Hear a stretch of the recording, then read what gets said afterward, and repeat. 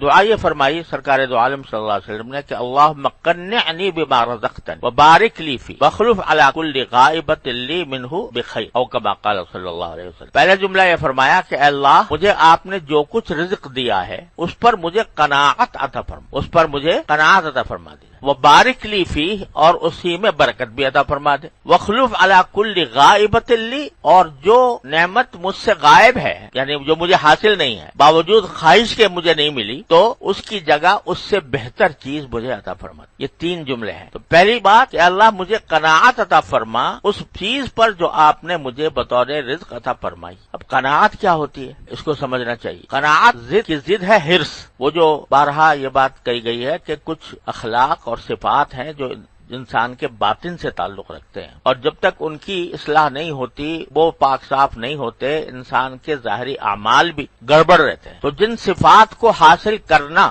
ضروری ہے ان میں سے ایک ہے قناعت، اور قناعت جو ہے یہ اعضاء کا کام نہیں ہے، جوارح کا کام نہیں ہے، یہ دل کا کام۔ وہ جو قلباً سلیماً مانگا گیا تھا کہ قلب سلیم ہو، تو اس قلب سلیم اگر ہوگا تو اس پہ قناعت ہوگی۔ اور اس کی ضد ہے حرص، وہ ممنوع ہے۔ تو بعض اوقات انسان کو خیال ہوتا ہے کہ بھئی میں اگر ہم قناعت کا سبق دے رہے ہیں تو اس کے معنی یہ ہے کہ آدمی آگے بڑھنے کی کوئی کوشش ہی نہ کرے، یا اللہ جو کچھ مجھے ملا ہے بس اسی پر مجھے قناعت عطا فرما دیجیے۔ تو اس سے بظاہر یوں معلوم ہوتا ہے کہ آگے بڑھنے کی کوشش، آج میری تنخواہ اگر فرض کرو کہ 30,000 ہے تو مجھے یہ خواہش نہ ہونی چاہیے کہ آگے بڑھ کر 40 ہو جائے۔ مجھے پھر یہ کوشش نہ کرنی چاہیے کہ میں جس میدان میں کام کر رہا ہوں اس میں ترقی کروں، آگے بڑھوں۔ تو کیا قناعت کا یہ مطلب ہے کہ آدمی کو ترقی کرنے سے روکے قناعت؟ اگر نہیں تو میں جو یہ چاہ رہا ہوں کہ میں آگے بڑھوں، میری اگر قابلیت کم ہے تو قابلیت بڑھاؤں، میں اگر کسی چھوٹی ملازمت پر ہوں تو اس سے اعلی ملازمت کا دل میں خیال نہ پیدا ہو، اور اگر اعلی ملازمت کا خیال ہو رہا ہے تو وہ حرص ہے۔ تو خوب سمجھ لیجئے کہ قناعت کا مطلب کیا ہے۔ قناعت کا مطلب یہ ہے کہ اللہ تعالیٰ نے جو کچھ عطا فرما دیا ہے موجودہ صورتحال میں، اس پر اللہ جل جلالہ سے یا تقدیر سے کوئی شکوہ نہ ہو۔ تقدیر سے کوئی شکوہ نہیں، جو مجھے مل گیا اللہ تعالیٰ کا انعام ہے، دیکھنے میں تھوڑا نظر آ رہا ہو لیکن جو اس نے مجھے دیا ہے وہ میرے لیے وہ بہتر ہے، کافی ہے، مجھے کوئی شکوہ نہیں ہے باری تعالیٰ سے یا باری تعالیٰ کی تقدیر سے۔ البتہ اگر آگے بڑھنے کے لیے وہ کوشش حدود شرع میں ہو اور اس میں انسان منہمک نہ ہو تو وہ قناعت کے خلاف نہیں۔ دو شرطیں ہیں، ایک یہ کہ حدود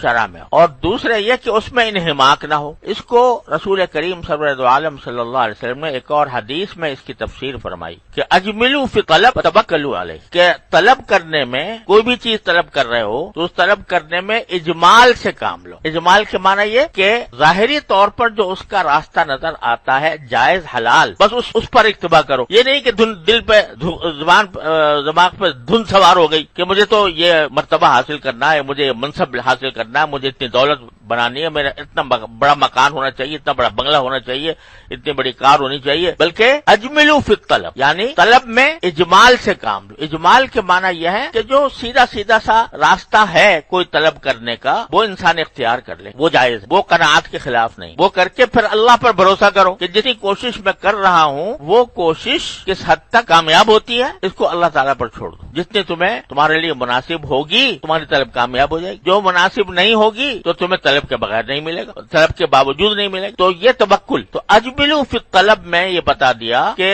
جو سامنے کی کوشش ہوتی ہے وہ کر لینے میں کوئی مذائقہ نہیں، اور وہ قناعت کے خلاف بھی نہیں۔ لیکن قناعت کے خلاف کیا بات ہے؟ نمبر ایک یہ کہ اللہ بچائے شکوہ ہو جائے اللہ میاں سے کہ فلاں کو تو اتنا مل گیا مجھے نہیں ملا، فلاں اتنا آگے بڑھ گیا میں پیچھے رہ گیا، فلاں نے اتنی دولت کما لی میرے پاس کم ہے۔ یہ تقدیر کا شکوہ، اللہ تعالیٰ سے شکوہ رکھ، یہ اللہ تعالیٰ سے شکوہ رکھنا بہت بڑا گناہ ہے۔ یہ ہے کہ جتنا اللہ تعالیٰ نے مجھے عطا فرمایا میرے لیے اس وقت اتنا ہی مناسب تھا، اس وقت میرے لیے اتنا ہی مناسب تھا۔ البتہ مجھے اللہ تعالیٰ نے جائز طریقوں سے آگے بڑھنے کی ممانعت نہیں کی، اس کو گناہ قرار نہیں دیا، تو میں جائز طریقے سے جتنا مجھ سے ہو سکے گا وہ آگے بھی بڑھنے کی کوشش کر لوں گا۔ لیکن اس پر مطمئن رہوں گا کہ اگر مجھے باوجود کوشش کے نہیں ملا تو وہ باری تعالیٰ کی مشیت ہے اور اس پر میں راضی رہوں۔